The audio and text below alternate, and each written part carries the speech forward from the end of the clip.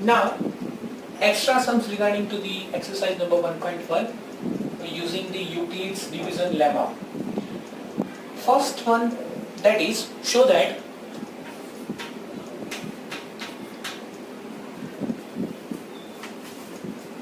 one and only one out of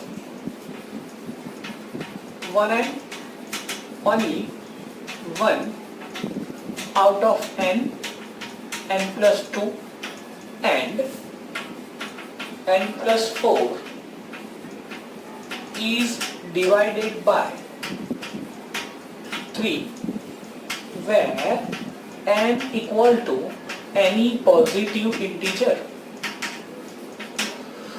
तो यहाँ पे n 3 से डिवाइड है, या तो n plus 2 है या तो n plus 4 है, यानी कि any number is given to us.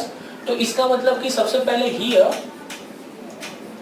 a is equal to n plus 2 or n plus 4. Is that clear? Here divisible by 3 बोला है, तो take b equal to 3. Then possible r equal to 0 or 1 or 2. हम क्या करेंगे, सबसे पहले r equal to 0 लेंगे, r equal to 0 लेंगे और 0 के लिए ये तीनों नंबर चेक करेंगे. बाद में r equal to 1 लेंगे और उसके लिए ये तीनों नंबर चेक करेंगे. For Euclid's division lemma, a is equal to bq plus r, so that is why n is equal to 3q plus r. That is our first condition. Now according to the tabular formation, जैसे हमने सीखा है कि b equal to अपने पास क्या है 3, तब जाके अपने के पास r कौन कौन से मिल सकते हैं. सबसे पहला r मिलेगा r that is equal to 0. r equal to 0 है तब अपने पास फॉर्मेशन कौन सा है 3q plus r. So that is why n is equal to what 3q.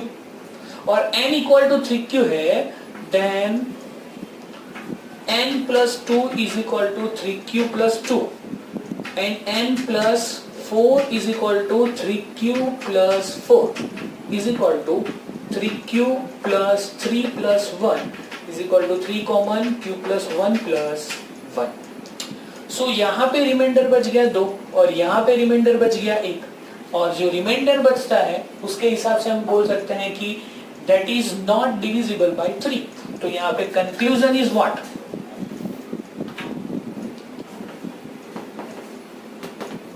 Conclusion, तो n equal to 3q is divisible by 3.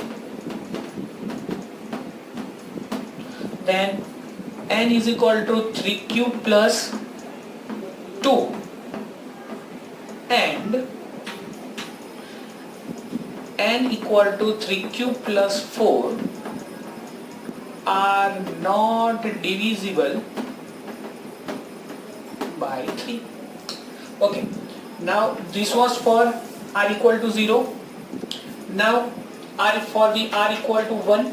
जब r equal to 1 है तो n is equal to that will become 3q plus 1. So then अपने तो find करना है n plus 2 और n plus 4. तो n plus 2 हो जाएगा 3q plus 1 with the 1. तो answer will be 3q plus 2 और 3q plus 4 के अंदर 3q n plus 1 plus 4.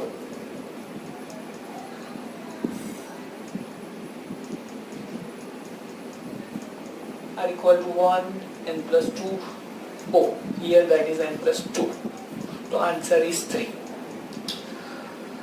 अगर 3 आता है तो हम बोल सकते हैं 3 कॉमन q plus 1. तो that is perfectly divisible by 3 और यहाँ पे हो जाएगा 3q plus 5.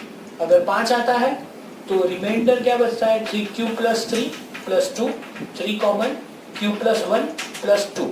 So for r equal to 1 we can say that n equal to 3q plus 1 and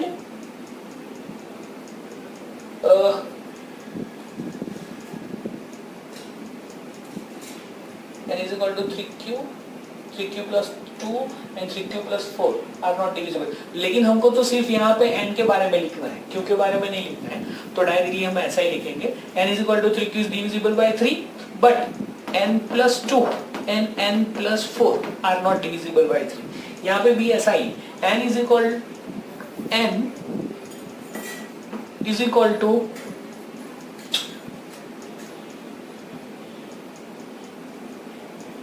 3q plus 1 है तो n and n plus 4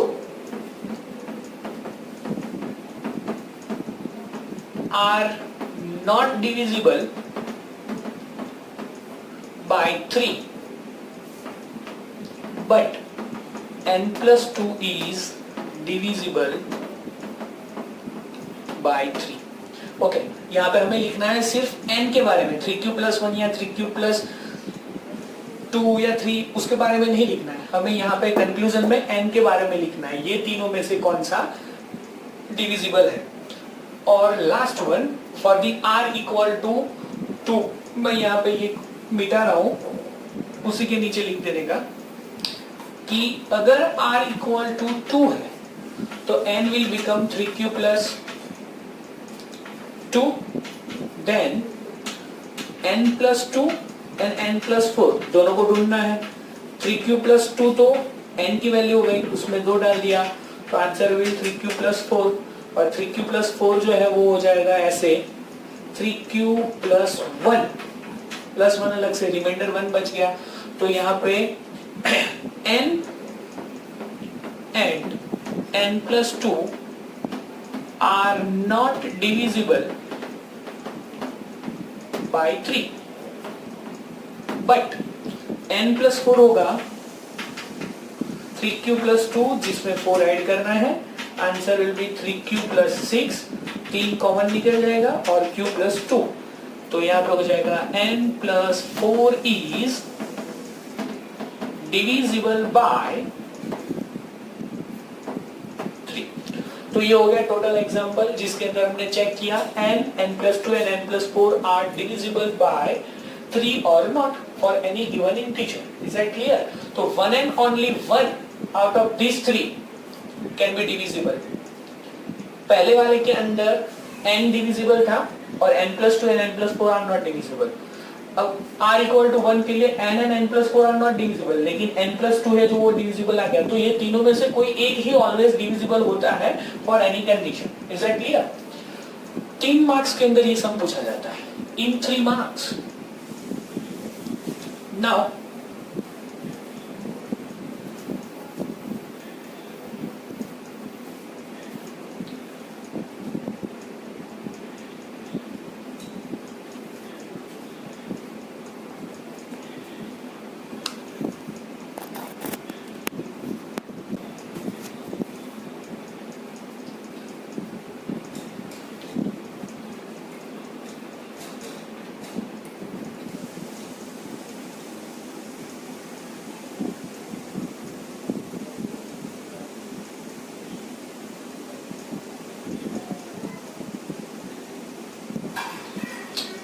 एक example अपने 4q plus 1 and 4q plus 3 वाला ऑलरेडी मैंने बता दिया था सबसे पहले जब टेबल बनवाया तब कि any odd number that is in a form of 4q plus 1 and 4q plus 3, तो उसके अंदर हमें लेना था b equal to what 4. तो पॉसिबल r जो मिल रहे थे r is equal to 0, r is equal to 1, r is equal to 2 and r is equal to 3.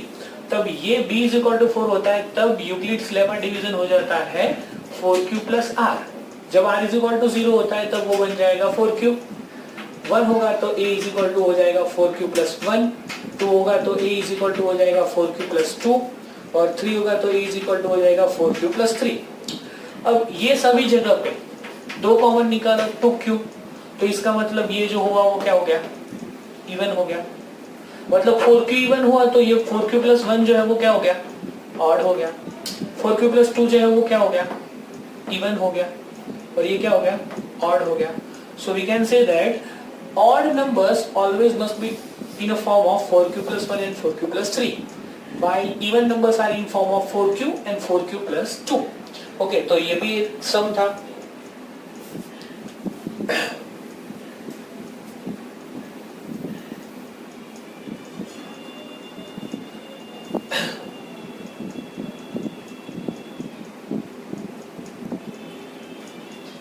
Show that only one extra sum के अंदर जैसे आगे किया वैसे ही ये है. So that only one from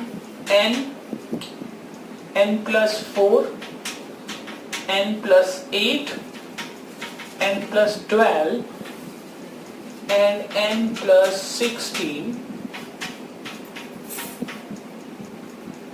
is divisible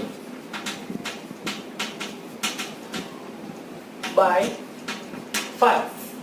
तो यहाँ पे अपने पास a हो जाएंगे n, या तो फिर n plus 4, या तो फिर हो जाएगा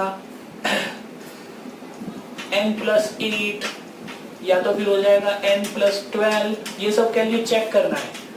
तो n plus 16 शुरुआत तो हम n से ही करेंगे और बाद में 4, 8, 12, 16 ऐसे ऐड करके चेक करेंगे. ठीक है.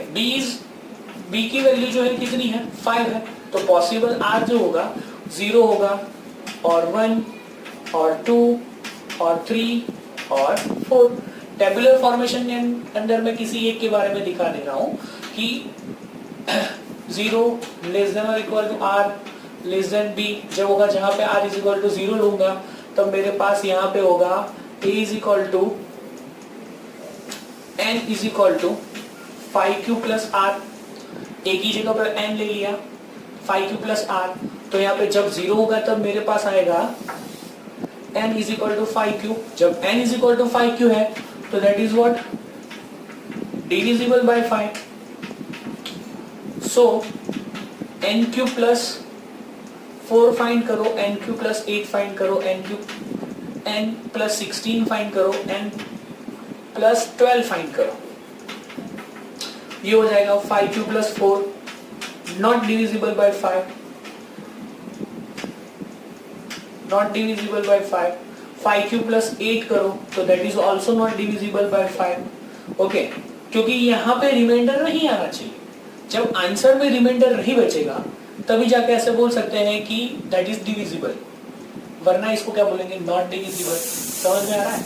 ऐसे करते जाना है, आगे खत्म करना है. r इक्वल टू 1, 0 के बाद नेक्स्ट स्टेप जो होगा वो यहाँ पे कैसे लिखेंगे? r इक्वल टू 1 और करते जाना है. r इक्वल टू 1 होगा तो that will become 5q plus 1. तो ये लिखेंगे नॉट डिविजिबल बाय 5. तो n, so that is why n plus 4 find करना है, n plus 8, n plus 16, n plus 12 ऐसे फाइंड करते जाना है. ठीक है. तो यहाँ पे देखो 5q, n जो है वो 5q प्लस 1 है, जिसके अंदर 4 ऐड करेंगे तो 5q प्लस 5 हो जाएगा. 5 कॉमन निकल गया तो अंदर बचा q प्लस 1. तो ये क्या हो जाएगा? Divisible by 5. तो ऐसे ही ये पांचों के अंदर से कोई एक ही डिविजिबल मिलेगा, बाकी के जो है वो नॉन डिविजिबल रहेंगे. तो दिस वाज द एक्स्ट्रा सम. ऐसे सम आते हैं कभी कभी, ऐसे बाहर के सम भी आते हैं.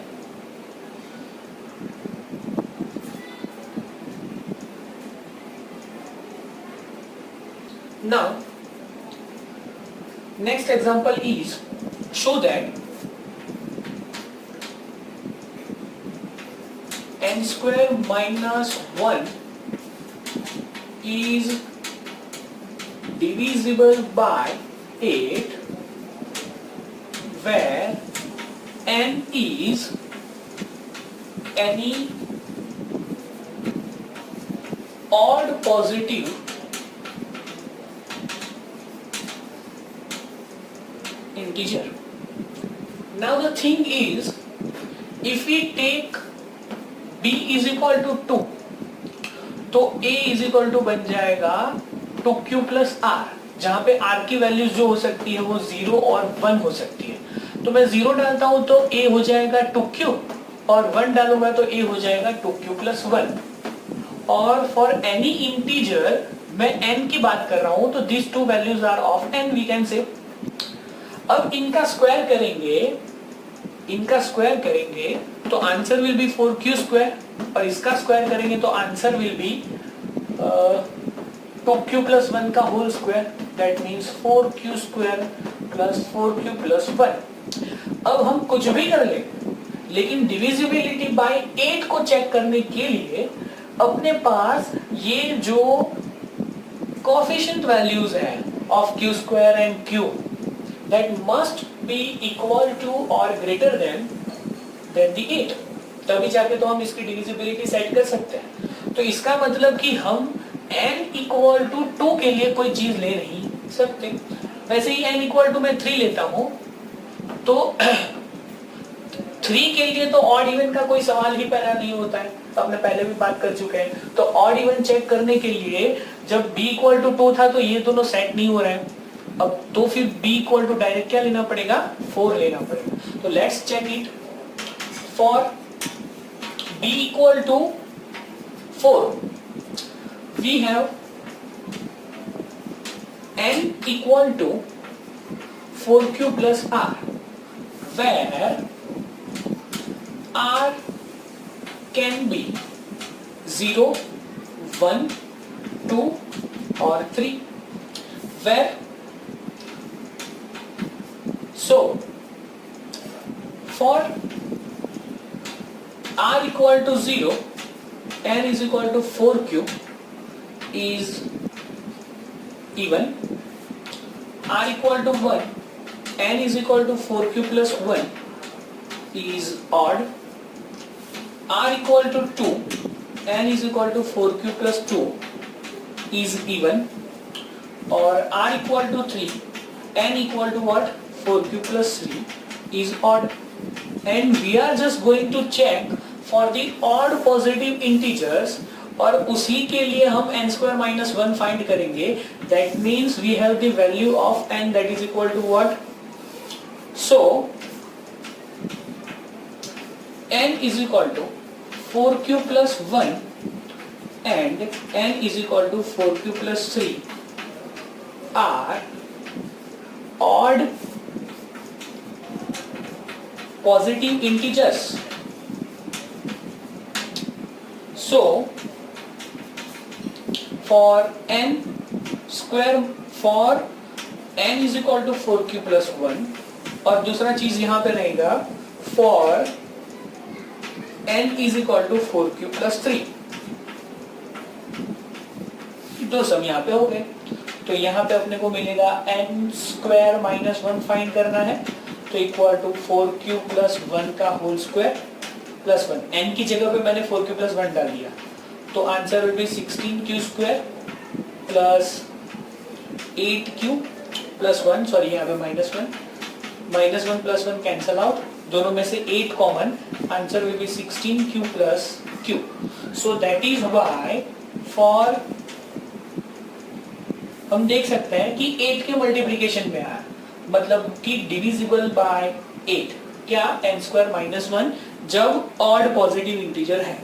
सो दैट इज व्हाई यहाँ पे भी दूसरा वाला शुरू करते हैं, n स्क्वायर माइनस 1 फाइंड करना है, तो हो जाएगा 4q प्लस 3 का whole square minus 1, answer will be 16q square 24q plus 9 minus 1, 16q square plus 24q plus 8, सब में से 8 common, 2q square plus 3q plus 1, so that is also in a multiplication of what, 8. So we can say that, so for n equal to 4q plus 1 and n equal to 4q plus 3 odd positive integer,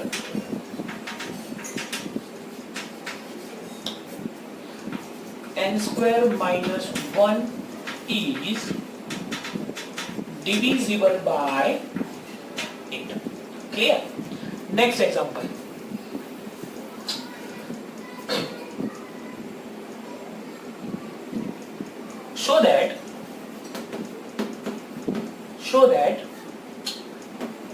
n square minus n is divisible by 2 if n is any positive integer. Okay, so here first of all divisible by 2 है, यहाँ पे तो divisible by 8 था, बड़ा था, तो इसीलिए square की वैल्यूज जो है 8 से बड़ी आनी चाहिए, ऐसी कंडीशन थी। अब यहाँ पे तो divisible by 2 बोला है, बहुत छोटा है, तो directly we can take b equal to 2, b equal to 4 लेने की जरूरत नहीं है। Take b equal to 2, then a is equal to bq plus r, that is why n is equal to what? 2q plus r. For that r equal to 0 and or r equal to 1. For r equal to 0 this one, r equal to 1 this one, ऐसे था वैसे ही यहाँ पे। For that r equal to 0 then n is equal to 2q and r is equal to 1, then n is equal to what? 2q plus 1. Now for n is equal to 2q, और दूसरा question हो जाएगा n is equal to 2q plus 1. n is equal to 2q है, that is why we need to find what? n square minus n. n square minus n, that is equal to 2q square minus 2q. यहाँ पे हो जाएगा 4q square minus 2q, दोनों में से 2 common, 2q square minus q, तो 2 के multiplication में आया, that means n square minus n, that is divisible by what? 2, 2 के मल्टीप्लीकेशन में, इसीलिए। वैसे ही n square minus n, n की वैल्यू डालो 2q प्लस 1 का होल स्क्वायर माइनस n की वैल्यू 2q प्लस 1, स्क्वायर करो 4q square plus 4q plus 1 minus 2q minus 1, plus minus minus, अंदर मल्टीप्लाई हो गया, माइनस स्क्वायर करना नहीं है वहां पे क्योंकि स्क्वायर नहीं है पीछे। 4q square as it is, 4q में से 2q चला गया तो plus 2q and 1 1 cancel out, दोनों में से 2 common, 2q square plus q, that is also in multiplication of 2, so we can say that, so for any positive integer n square minus n is divisible by 2. End of the sum. बस यही देखते रहना है कि किससे divide करना है और इंटीजर जो है वो कैसा दिया हुआ है। यहाँ पे हमको दिया हुआ था ऑड पॉजिटिव इंटीजर, तो पहले ऑड निकालना पड़ेगा और ऑड के लिए चेक करना पड़ेगा।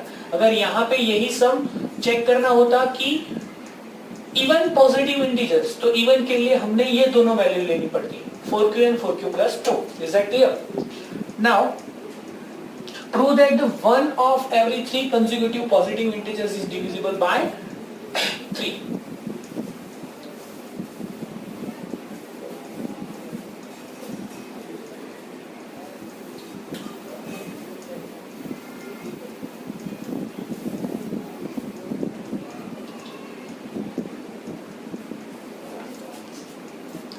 Question. Prove that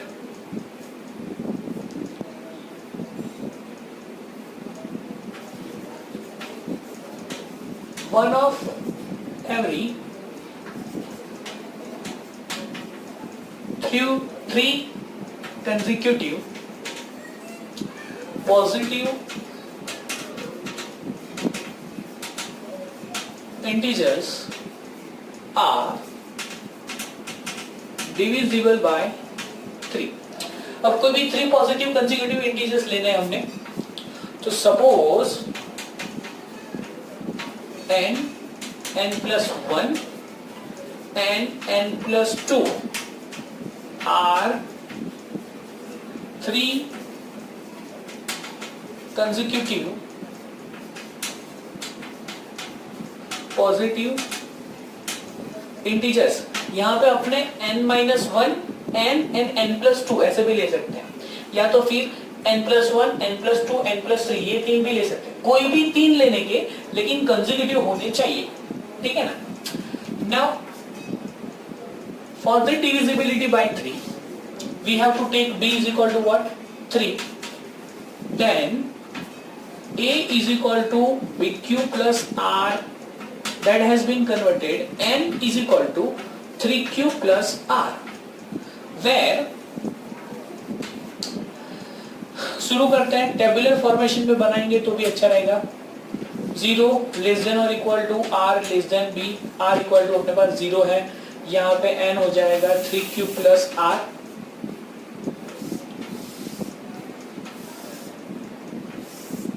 r is equal to 0 है, तब n इज इक्वल टू हो जाएगा 3q, सो उसी टाइम पे n+1 हो जाएगा 3q प्लस 1, एंड उसी टाइम पे n+2 हो जाएगा 3q प्लस 2। तो यहाँ पे कंक्लूजन क्या हो जाएगा,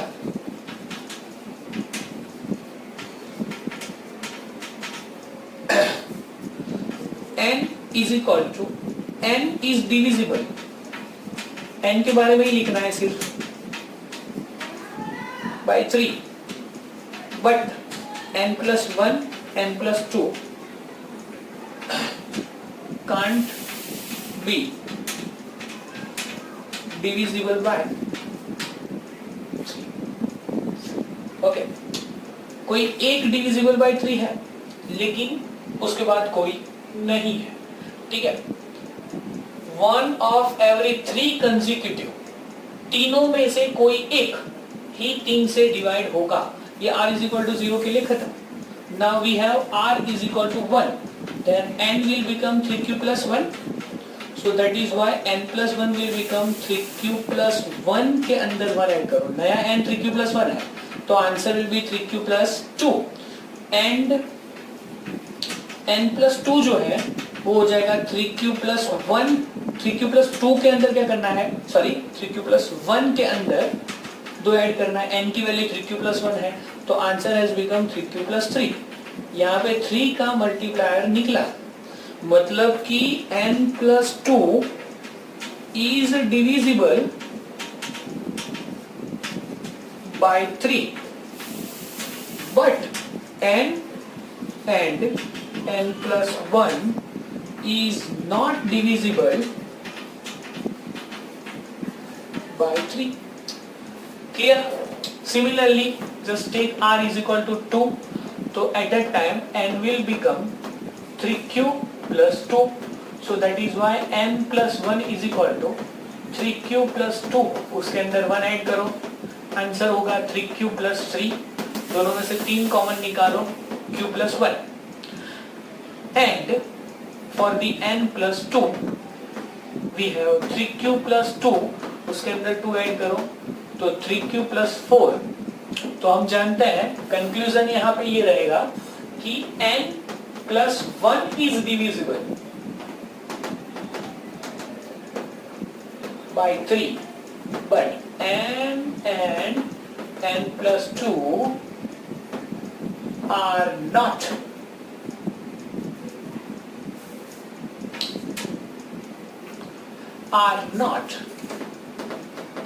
divisible by 3। तो तीनों में से कोई एक ही डिविजिबल बाय हो रहा है, बाकी नहीं हो रहे हैं, 2 डिविजिबल नहीं हो रहा है, 1 डिविजिबल हो रहा है, according to the question. Clear?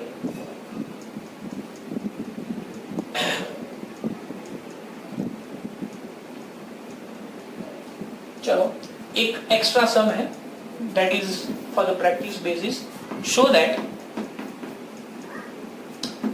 n cube minus n is divisible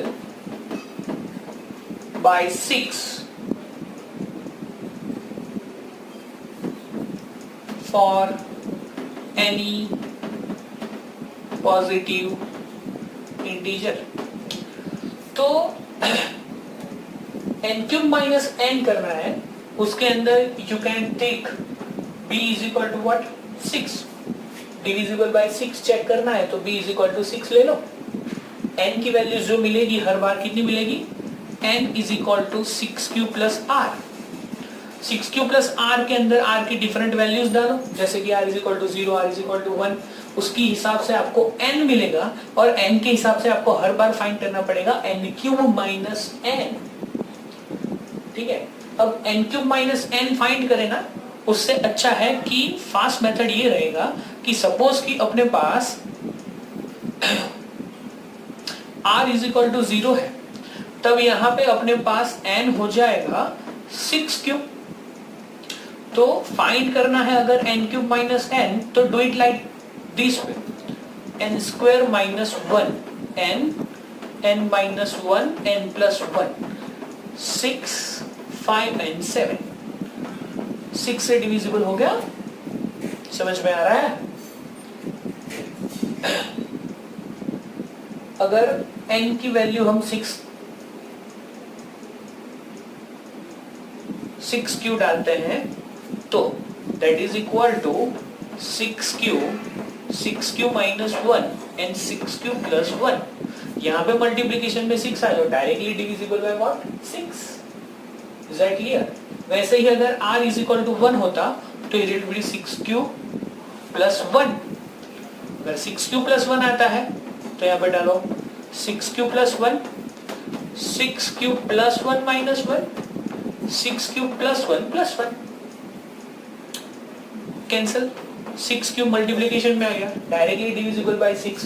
वैसे ही r इज इक्वल टू 2 होता तो यहाँ पे 2 आता और 2 वहां पे आता तो 6q plus 2, 6q plus 2, 6q plus 2 minus 1 और 6q प्लस 2 प्लस 1। ये ऐसे हुआ। अब r इक्वल टू 2 के अंदर हम चले गए तो n cube minus n direct होता तो मल्टीप्लीकेशन करना पड़ता, यहाँ पे मल्टीप्लीकेशन करना पड़ेगा। कैसे? 6q प्लस 2, 6q प्लस 1 और 6q प्लस 3। अब देखिए यहाँ पे हर तीनों की तीनों वैल्यू जो है वो अलग है, तो इसका मतलब कि मल्टीप्लीकेशन करना पड़ेगा। तो जब वैल्यू 8 की बढ़ती गई तब यहाँ पे इतना ही छोड़ दीजिए, 6q प्लस 2। एग्जाम्पल थोड़ा बड़ा है, इतना बड़े आने के चांसेस नहीं है, लेकिन फिर भी 6q प्लस 2 का होल स्क्वायर माइनस 1। स्क्वायर कीजिए, उसमें से 1 रिड्यूस कीजिए और इसके साथ मल्टीप्लीकेशन कीजिए, उसमें से कॉमन निकालिए, 6 कॉमन निकल रहा है तो हो जाएगा। Is that clear? ऐसे ही चलता जाए। अगर b इक्वल टू 3 लेके चेक करना है तो भी कर सकते हैं, ठीक है? That is your homework. Practice example.